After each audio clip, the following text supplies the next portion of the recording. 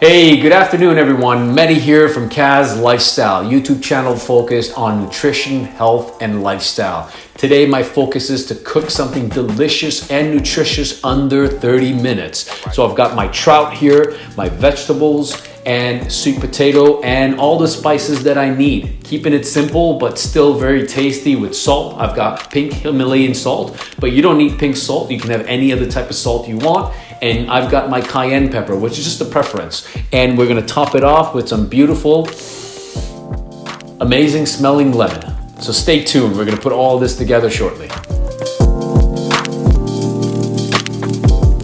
All right, you wanna cut up all your vegetables, get everything ready so that you can put everything in the oven at the same time.